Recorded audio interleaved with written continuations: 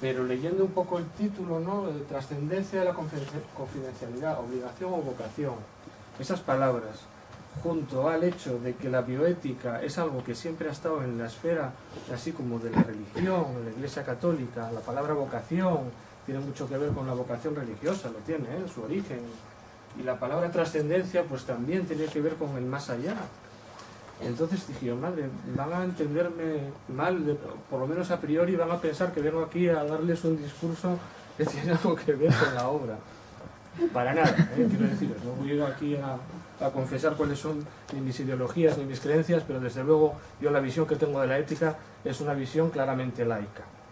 Dentro de la bioética, bueno, hay corrientes que son corrientes que van muy apoyadas en la religión y son respetables, pero yo tengo una visión meramente laica, que se basa, como se basa la ética clínica en general, en que todo lo que, a las conclusiones a las que llegamos, partimos de que la premisa tenga que ser el respeto al otro por el hecho de ser otra persona, no por un mandato de unas creencias o digamos por una inspiración divina, que es como se dice realmente. La vocación viene a ser la inspiración divina que te lleva a una profesión, ¿de acuerdo? Por eso quería dar esta explicación, porque os iba a sonar todo un poco como muy religioso, y para nada, ¿vale? Estos son los tres organismos en los que estoy, que nos dijo Marga, y quería explicaros un poquito, es únicamente una pequeña introducción para explicar lo que son los comités de bioética, que yo creo que ya que estamos aquí es interesante. Este es el Comité de Ética Platensanitaria del Área 3, en varias áreas de Asturias, no en todas, existen ya comités de ética, tiene una función meramente asistencial, de ayudar a los profesionales, también ayudar a los pacientes, a los familiares, incluso a los directivos, a tomar algunas decisiones, nos hacen consultas y nosotros, bueno, pues echamos una mano. La Comisión Asesora Biótica del Principado, bueno, pues tiene una visión ya un poco más global, ya no solamente cuestiones de ética clínica, hay otras cuestiones también que también coge la bioética, y estaríamos un poco para asesorar a instituciones, aunque también tenemos una función de asesorar a ciudadanos. Os enseñaré al final de todo una pequeña plataforma que hay en la que se pueden hacer fácilmente consultas online y funciona bastante bien. Y el Comité de Bioética de España, bueno, pues esto ya es un poco diferente, es un órgano asesor del Gobierno de España, veramente, aunque también tenemos funciones que pueden estar en relación de coordinarse con los comités autonómicos, ¿vale? Pero son tres niveles un poco que actualmente, pues de casualidad, estoy yo ahora mismo en los tres. Desde los comités de ética para la asistencia sanitaria, básicamente esta diapositiva lo que quiere decir es esta cantidad de términos que se nos aparecen a todos en nuestro trabajo cotidiano, a veces, otros no en el nuestro, pero sí en otros profesionales que se dedican a la investigación y a otros temas un poco más complejos, y que están ahí un poco dando vueltas, pero de alguna manera nosotros intentamos poner un poquito todo esto en orden. En concreto hoy, bueno, pues vamos a hablar de esto que tenemos aquí, de la confidencialidad, de la protección de datos, la violación a la intimidad, ¿de acuerdo? Hay muchos conceptos, todos estos conceptos y muchos más pues los manejamos habitualmente como podemos en nuestro trabajo, pues porque hemos tenido una formación que nos ha pillado en un momento en que estos temas, bueno, pues no estaban como muy reglados entre la formación que nos daban. A lo mejor tenemos una formación técnica muy buena, pero al menos en mi experiencia yo adolecí bastante de una formación de estos aspectos. Entonces, bueno, pues los comités de ética estamos un poco, en este caso estaríamos aquí para dar formación a las personas responsables, que somos cada uno de nosotros en nuestro trabajo cotidiano, para ayudar a hacer lo que podríamos llamar una deliberación individual o una reflexión y tomar una decisión prudente, ¿de acuerdo? Una decisión prudente. Lo de la prudencia es una palabra muy importante, muy antigua y muy importante. Es lo que nos pueden exigir a nosotros en nuestro trabajo. Si os dais cuenta, cuando a alguien se le condena por algo, se le condena por una imprudencia. Nunca te condenan por un mal resultado. Tiene importancia las consecuencias de los resultados de un error, pero por lo que se condena a alguien es por una imprudencia, por actuar de una manera imprudente, por actuar de una manera que sabía que no tenía que actuar o no tener los cuidados que sabía que tenía que tener, ¿de acuerdo? Es muy importante. Entonces, en estas cuestiones a lo que tenemos que llegar es a tomar decisiones prudentes. Y bueno, pues también asesoramos en toma de decisiones cuando nos hacen consultas, o si nos hacen consultas de temas que vemos que se repiten, que existen conflictos, pues elaboramos protocolos, como uno, por ejemplo, que estamos en el área 3 ahora mismo a punto de sacar, que tiene que ver con la contención mecánica, un tema muy importante en el que hay que tener unas consideraciones éticas obvias, ¿de acuerdo? Pero bueno, entramos ya en el tema confidencialidad y por lo tanto también hablaremos de intimidad. Son dos aspectos muy relacionados, pero bueno, que tienen sus diferencias. Mirad, este chiste gráfico nos habla algo de esto, ¿no? Nos dice, no se preocupe, señor, nos tomamos muy en serio la privacidad de los historiales clínicos, ¿no? Pero sin embargo al pobre pues lo dejan con el culo al aire, ¿no? Esto también es un aspecto de la intimidad. Los datos de salud, que duda cabe, son un aspecto de la intimidad importantísimo. Ahí va a constar absolutamente todo, por una cosa muy importante que ya nos dijo Marga antes, lo ha descrito muy bien. La confidencialidad es fundamental para la relación clínica. Si el paciente tiene dudas de que pueda confiar en nosotros, no nos va a hacer llegar información que puede ser fundamental en su tratamiento. ¿De acuerdo? La confianza es la base de la relación clínica. Por lo tanto, somos los primeros interesados como profesionales en que el paciente pueda confiar en nosotros. Y para eso no puede tener dudas de que se va a respetar su confidencialidad y se va a cuidar su intimidad. ¿De acuerdo? Eso es la base y eso sería lo que podría resumir lo que vamos a hablar aquí hoy. Lo ha dicho Marga muy bien al principio y lo ha resumido perfectamente. Decía el título, obligación o vocación. Vais a ver que hay un poco de todo. Que duda cabe, hay obligaciones porque tenemos normas claras, vamos a hacer un repaso de las leyes que existen, las que nos hemos puesto nosotros, los ciudadanos, pero nada de lo que hay escrito vale si realmente nosotros no tenemos una inclinación hacia algo bueno, que es otra acepción de lo que significa la palabra vocación, si miráis en la Real Academia de la Lengua. Aparte de la inspiración divina que te lleva a una profesión, también es eso, una inclinación natural, dice, que nos lleva a la realización de algo bueno. A esa vocación me refiero yo. Y si esa parte no la desarrollamos, si no nos sensibilizamos, de poco van a servir las leyes más que para resolver los conflictos y condenar a quien sea condenado. Por lo tanto, trascendencia a la confidencialidad, obligación o vocación, reflexión. Es a lo que os invito, a que ante estos temas hagamos una reflexión. Yo voy a intentar ayudar en lo posible dando datos, dando información, pero luego hay una parte de sensibilización que, como todo en la ética, depende uno del interior de lo que tenga dentro y de lo que sienta. En la Constitución Española del 78, que aparte de ser la ley más importante que tenemos, porque todas las demás tienen que cumplirla, es, digamos, la primera en que empieza a desarrollarse estos aspectos. Como nos dijo Marga antes, la intimidad es un derecho fundamental. Los derechos fundamentales en la Constitución española, en las constituciones en general, vienen al principio del texto. Pues son fundamentales porque las demás tienen que basarse en esos derechos y porque todos los demás artículos, en caso de conflicto, jerárquicamente dependen de los fundamentales. Son los primeros, por lo tanto, en el orden ya en el que se escribe, ¿no? Pues en el título 1 habla de los derechos fundamentales, y en el capítulo 2, en la sección 1, dice derechos fundamentales y de las libertades públicas, y ahí en su artículo 18 ya nos habla de la intimidad. La Constitución no nos menciona la confidencialidad, nos habla del derecho a la intimidad. La confidencialidad es un derecho que es el desarrollo del derecho fundamental a la intimidad. Nos habla entre las libertades públicas de otras cosas, pero fijaros, también nos dice en el año 78, que poquito sabíamos ni siquiera lo que era la informática, ya preveía esta posibilidad. Decía, la ley limitará el uso de la informática para garantizar el honor y la intimidad personal y familiar de los ciudadanos y el pleno ejercicio de sus derechos. Y en el 78 estaba previsto, y efectivamente vemos que hoy en día la informatización nos da algunos problemas en estos aspectos. Nos da muchísimas ventajas para nuestro trabajo, pero nos da algunos problemas en estos aspectos que luego veremos también.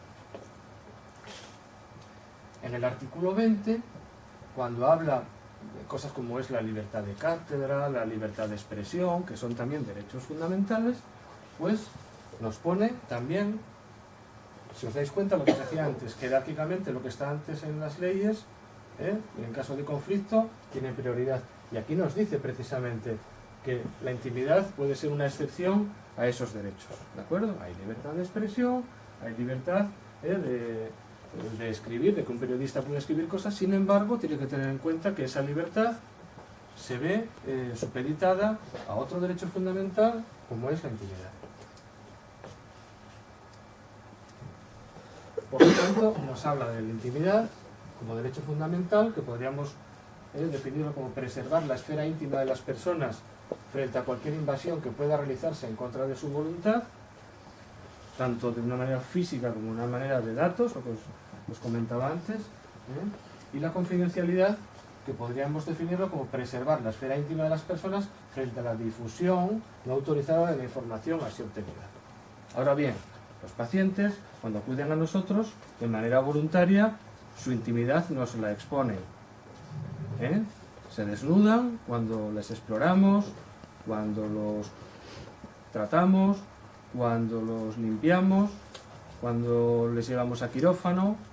Hay una exposición de su intimidad física y hay una exposición también de su intimidad de todo lo demás, de sus ideas, de sus costumbres, de lo que hizo a sabiendas de que no estaba bien hecho, ¿de acuerdo?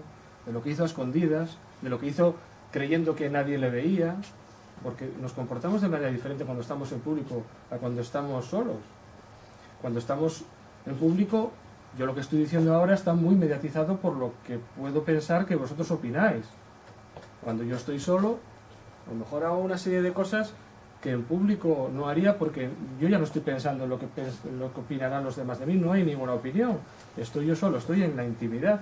Entonces lo íntimo sale. Bueno, pues los pacientes, todo eso íntimo, nos lo van a poner encima de la mesa porque nosotros se lo pedimos, porque les decimos cómo son las reglas del juego, le decimos, tiene usted que contarme todo, sus costumbres sexuales, lo que bebe, lo que fuma, dónde ha estado, para que yo pueda tenerlo en consideración por si puede ser importante en su salud.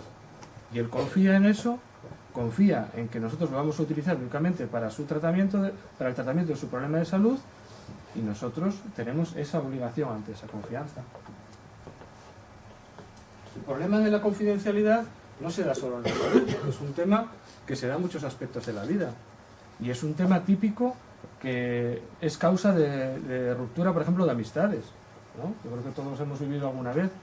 Hemos confiado algo en alguien que es muy importante para nosotros, creyendo que no iba a quedar entre nosotros, sin embargo la otra persona lo ha utilizado a nuestro juicio de mala manera, y eso ha sido ruptura de algo tan importante como es una amistad. Se da en muchas esferas. La confidencialidad es importantísimo para las empresas, los secretos de empresa, para las producciones, la competitividad, bueno, en la salud también por otros aspectos diferentes. Pero en el ámbito sanitario, además hay una especial vulnerabilidad, por lo que os decía, el paciente tiene que abrirse, no le queda más remedio.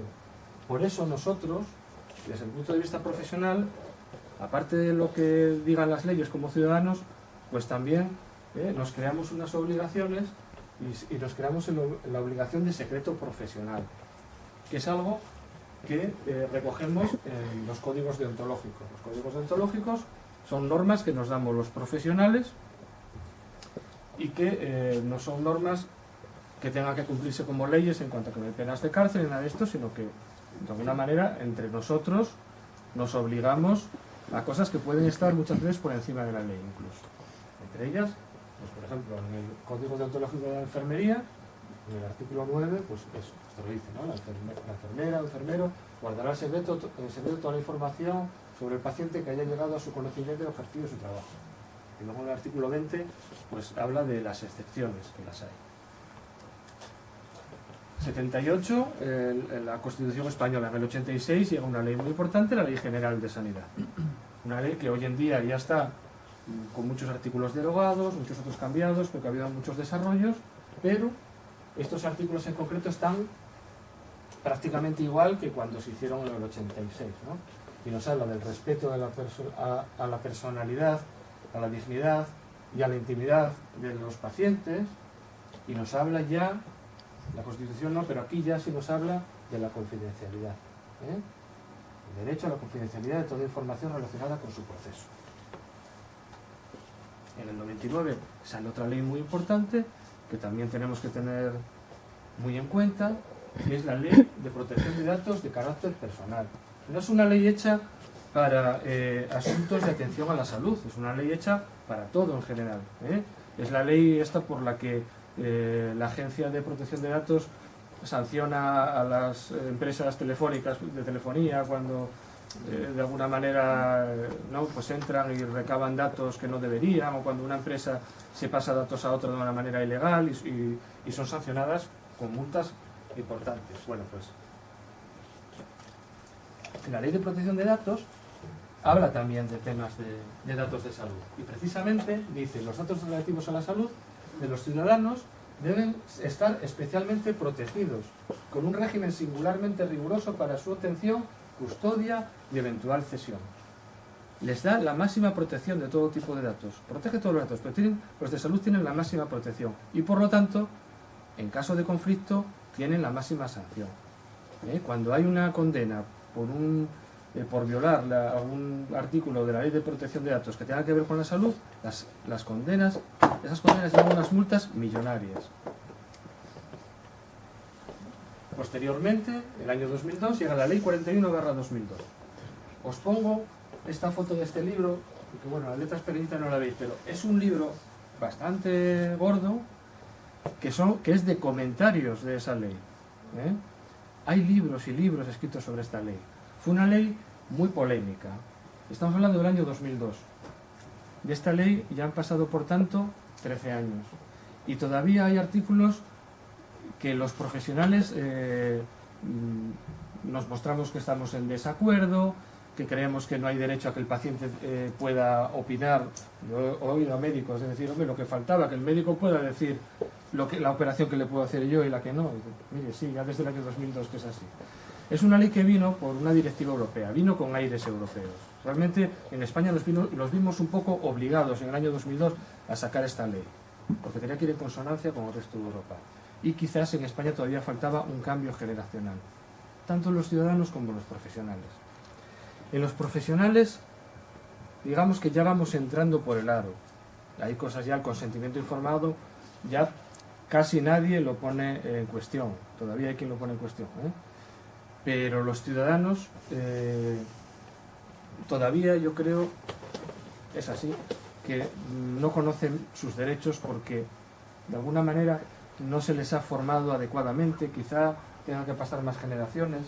Y cuando llegan a la consulta, pues si yo aquí os cuento que sí, que hay el consentimiento informado, hay que al paciente explicarle todo, tiene que firmar, pues te encuentras luego con que los pacientes dicen, no, a mí no me explique nada, dígame dónde hay que firmar y firmo, porque tampoco está preparado todavía. No estamos bien preparados, ni profesionales ni ciudadanos. Y hay que trabajar en esos dos aspectos. Mirad, mañana se presenta en el área 3 el plan del paciente activo, ¿no? Es mañana. Creo. Sí, es mañana. Se está trabajando con pacientes que tienen enfermedades crónicas, lo cual es muy importante. De alguna manera, yo lo que estoy pidiendo es todavía ir más allá y trabajar ya no con el paciente con enfermedades crónicas ni con el paciente, sino trabajar con el ciudadano. Es necesario que los ciudadanos se están haciendo hay algunos proyectos que se están haciendo con chavales que están en el bachiller, dentro de la asignatura de filosofía, dentro de la asignatura de ética, y se están trabajando ya algunos aspectos, ¿de acuerdo? Es el momento de formarse, es cuando estás en la adolescencia, es cuando puedes recibir esta información y más adelante utilizarla. Bueno, se está trabajando en ello, quizás falte tiempo simplemente y hay que tener un poquito de paz. En la Ley 41/2002, por lo tanto, se desarrolla el derecho a la intimidad. Os pongo esta noticia porque esto fue un ejemplo. Es Iago Lamela, esto fue en el año 2011. Como sabéis, Iago Lamela murió, era un año y pico, sí. ¿no? Sí, bueno, esta noticia fue de un ingreso que tuvo en el año 2011 en el Hospital San Agustín, donde yo estoy. Cuando salió esta noticia, que os voy a leer el párrafo de abajo, dice: Iago Lamela fue atendido en el servicio de urgencias del San Agustín sobre las 13:45 y a las 5 de la tarde pasó a la planta de psiquiatría, un servicio cerrado en las visitas y al que solo se accede mediante la llamada al telefonillo. Un médico del centro sanitario con el que se conversó mantuvo la confidencialidad sobre la identidad del paciente de la habitación 245. Bueno, Como veis, hay todo lujo de detalles. Y fue para todos los que estamos en el hospital un disgusto muy grande ver al día siguiente esta noticia. Porque dijimos, pero por Dios, ¿pero quién ha sacado esto a la luz? ¿Pero cómo se puede hacer esto? ¿Pero este chaval cómo le hicieron esto? Bueno, realmente descansamos bastante cuando luego llegó a nuestro conocimiento que no fue nadie del hospital quien se ha sabido de la lengua. Cuando él llegó a urgencias ya había periodistas esperándolo. Había sido gente de su entorno, no familiares, pero había sido gente de su entorno quien habían avisado a los periodistas y les habían pasado la información, ¿de acuerdo? Pero imaginaros que según se lee esto, cualquiera piensa que hay alguien del hospital que está pasando una información a la cual, bueno, pues no hay derecho. Él lo afrontó luego de otra manera, porque una vez que salió del ingreso, él decidió dar la cara y hablar con los periodistas, explicar qué es lo que le había pasado, que había tenido una depresión, ¿de acuerdo? Pero bueno, o tomó esa decisión porque no le quedó más remedio, pero desde luego no hay derecho a hacer algo así sin un permiso. Y desde luego, lo que os decía, cuando hay conflictos, indemnizaciones millonarias. Este fue un caso que hubo en Navarra, de una paciente que estaba ingresada en la UBI, tenía unas lesiones muy graves, y había unas fotos que todo el mundo pues tuvo la curiosidad de entrar a ver las fotos. 125.000 euros de indemnización por la sentencia del juez. La defensa decía que era por interés científico el ver esas fotos, pero se demostró en el juicio que eso era mentira. Había recibido 2.825 visitas, de 417 usuarios, de 55 servicios, y era la conclusión a la que llegó el juez de una manera bastante objetiva, que era puramente por morbo, ¿de acuerdo? Las organizaciones tenemos obligación, porque lo pone la ley también, de preservar esa intimidad. No se condenó personalmente a cada uno de los que había entrado, se condenó al sistema en este caso, porque el juez dijo que ante ante delitos tan numerosos, digamos, no iba a condenar a cada uno de ellos, sino que iba a condenar al sistema porque consideraba que no había cumplido con su obligación de preservar la intimidad. ¿Qué podemos hacer para preservar la confidencialidad de los datos? Bueno, pues el personal sanitario, en el desempeño de su labor asistencial, debe limitarse a acceder a aquellos datos de los pacientes a los que atiende. Es lo que pone la ley, es lo lógico. En conversaciones que teníamos hoy, hablábamos sobre el tema de las restricciones de la historia clínica electrónica. Y realmente el tema de restringir o no restringir, bueno, es discutible. Puede ser una manera de proteger la intimidad. Pero realmente todo esto tendría que pivotar en cuanto a la responsabilidad de nosotros como profesionales de qué hacer con esos datos. Hoy en día, con la historia clínica electrónica, es más fácil que nunca acceder a los datos. Pero también queda todo registrado.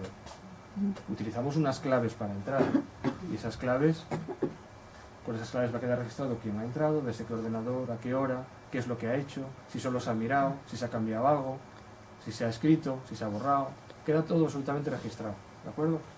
Eso nunca se mira, salvo que haya un conflicto y entonces...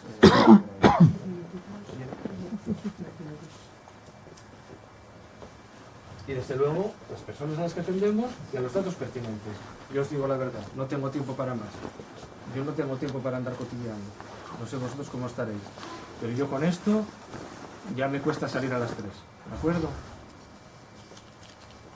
A los pacientes a los que atendemos y a los datos pertinentes. Los profesionales deben abstenerse de divulgar los datos de carácter personal que pudieran conocer relacionados con el paciente, se hayan obtenido de la historia clínica o por cualquier otro medio. No solamente datos de salud, todos los datos. Os voy a contar una anécdota. Un paciente que estaba mayor, estaba de baja, su médico de cabecera le dio el alta, a su hijo no le pareció bien, volvió otra vez a la consulta, discutió con el médico, acabó agrediéndolo, hubo una denuncia, al hijo del paciente se le condenó, pero el paciente a continuación denunció al médico porque en el juicio le preguntaron ¿y cómo supo usted los datos de filiación del acusado? Y él dijo, hombre, en el mismo centro de salud que va él, que va su padre, va él también. Entonces yo miré la historia, sus datos y entonces hice la denuncia. Bueno, pues se le condenó al médico por utilizar unos datos recogidos para la atención a la salud para denunciarlo. Ni siquiera para eso. Los datos que se recogen para atender la salud de los pacientes solo se utilizarán para atender la salud de los pacientes.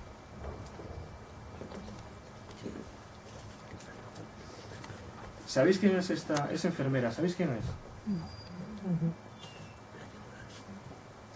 Si os pongo esto, ya os suena. Kate Middleton se llama, ¿no? La princesa esta británica. Bueno, se llama Jacinta Saldaña. Era la enfermera que estaba en la unidad donde estaba la Middleton ingresada cuando quedó embarazada.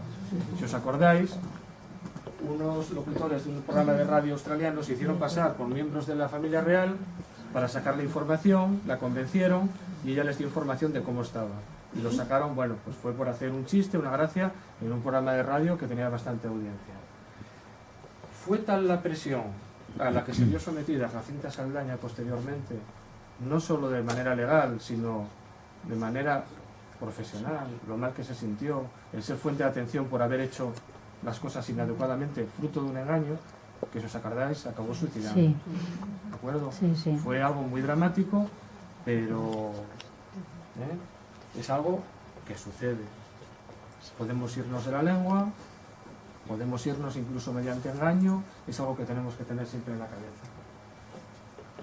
Este otro caso es una anestesista que, bueno, pues hacía gracia subir fotos de pacientes, bueno, os puse esta foto, esto está en la red, os puse esta foto porque no se ve nada, pero fotos realmente horribles, subía miembros amputados, fetos muertos, cosas que subía en el Facebook pues para que vieran sus amigos.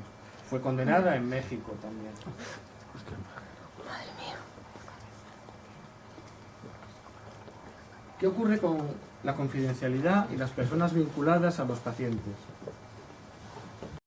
Con múltiples profesionales, pues eso, cuando tenemos un paciente que le estamos curando una herida y decimos, oye, un momentín que voy a llamar a mi compañero. Antes de llamar al compañero hay que preguntarle a la señora o al señor si quiere que la vea su compañero.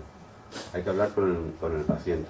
Los inmigrantes, en nuestra zona sobre todo, tenemos inmigrantes que son personas del este, son de la antigua Checoslovaquia, polacos, que no hablan casi nada español. Entonces a veces cuando los tenemos que atender, tenemos que advertirles a los traductores que están bajo el deber de secreto, porque los traductores son compañeros de trabajo que hablan un poco más su idioma que ellos. No son personas y ante los cuales tienen que abrir su intimidad, lo que nos comentaban antes, ¿no? Entonces hay que advertirles y dejarles muy claro que están bajo el deber de secreto. El tratamiento de los menores, la salud mental, por los cambios en la capacidad de decidir de los pacientes que puede conllevar la propia enfermedad, los pacientes que empiezan a tener deterioro cognitivo, en las enfermedades graves, cuidado con la conspiración del silencio. Recordemos que el titular del derecho a la información es el propio paciente. Tenemos que saber hasta dónde quiere y hasta dónde no quiere saber el paciente, ¿eh? Pero si él quiere saber y no quiere que se le diga a nadie, él está en su derecho. Los trabajos de investigación. Aquí solo voy a hacer referencia a una cosa. Cuidado con los lápices de memoria. Somos muy aficionados a tener lápices de memoria y a utilizar discos duros. Si cogemos el disco duro, los lápices de memoria, ojo con la información que sacamos. Porque la información a veces, esa información quema. Los diagnósticos que afectan a terceras personas, hay que hacer ver a los pacientes que a lo mejor son ellos quienes tienen que revelar ese diagnóstico, ayudarlos a superar ese mal trago, y si no, pues a lo mejor decirles que nos veremos en la obligación de tener que decírselo nosotros. Y en el caso de fallecimiento, pues lo que os comentaba antes, ¿no? Tener siempre presente que el derecho a la intimidad persiste aún después de morir. Entonces, ¿qué puntos básicos podríamos mejorar? Pues eso, mejorar puntos de estructuras básicas, hacer sesiones clínicas, pero hacer sesiones clínicas sobre confidencialidad, sobre derechos de los pacientes y hacerlas en los lugares que los tenemos que hacer. Preguntar siempre al paciente a quién quiere que se le informe y identificar a esas personas, proteger la intimidad física de todos, no interrumpir, no entrar sin esperar a que nos digan pase en las consultas, que yo al menos lo confieso, lo hago alguna vez, no dejar a la vista documentos, tener las puertas cerradas, tener cuidado con el uso de los teléfonos, saber quién puede estar al otro lado, si podemos dar información o no. Cerrar las sesiones de ordenador siempre. Esto es algo que todos hacemos, pero todos los ordenadores se quedan con sesiones abiertas. Esto lo hacemos todos. Todos cerramos la sesión para marchar, pero te la cierra el compañero por la tarde siempre, normalmente, ¿no? acceder solo a la información necesaria y evitar los comentarios dentro y fuera de las consultas. Y utilizar las vías de eliminación de residuos adecuadas. O sea, si tienes que ir hasta la papelera azul, que está allí un poco más allá, pues tendremos que ir, ¿no? No nos quedemos con la de aquí, tiremos el papel porque puede ser información sensible. Por lo tanto, resumir un poco todo esto que os he comentado en 3 puntos. Yo creo que tenemos que sensibilizarnos un poco más con este problema. Tenemos que formarnos un poco más, informarnos sobre los derechos de los pacientes, sobre nuestros deberes. Necesitamos